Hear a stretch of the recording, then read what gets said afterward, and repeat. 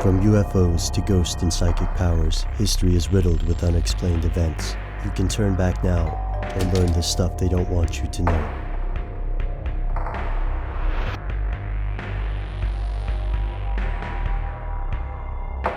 Here are the facts. It's no secret that human beings have spent thousands of years trying to cheat death, but could we actually do it? In last week's episode, we explored the possible scientific basis for the zombie legends, as well as how some diseases and parasites can change human behavior, making ordinarily normal people act like zombies in horror films. Yet, while these conditions may cause strange behavior, they are not cases of genuine resurrection. Could human beings really ever resurrect the dead?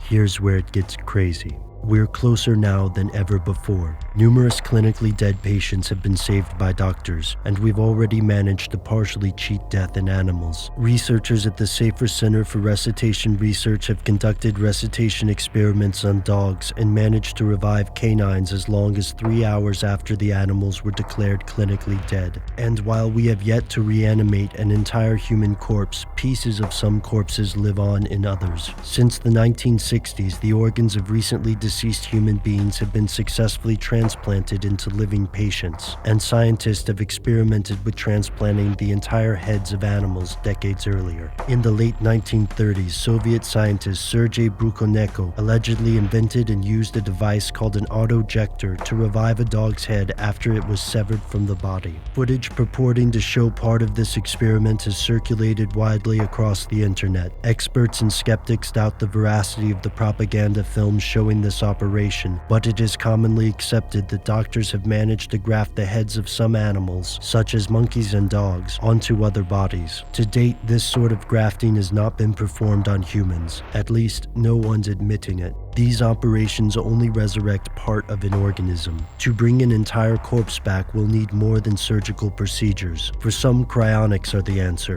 Cryonic companies like Alcor Life Extension Foundation freeze their customers' remains in hopes that future researchers will be able to revive them. Their customers aren't just eccentric billionaires or conspiracy theorists. Former Boston Red Sox star Ted Williams was frozen after his death in 2002. This tactic of freezing a body for the future hasn't come to fruition yet, but there's no getting around it. From organ transplants to cryogenics and personality downloads, technology is changing the nature of death. Perhaps the most disturbing possibilities are found in the study of nano and biotechnology. For example, researchers at the University of Reading recently built a robot controlled by a rat's brain cells. Could this technique be replicated with human brain cells? Could it be possible that the zombies of tomorrow will be human brains guiding robots, or cadavers powered by embedded nanomachines? This is not meant to vilify the extraordinary advances of biotechnology and modern medicine. It's extremely unlikely that a government or private entity would create real-life zombies because the technology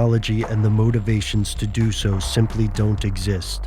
Unless, of course, there's something they don't want you to know.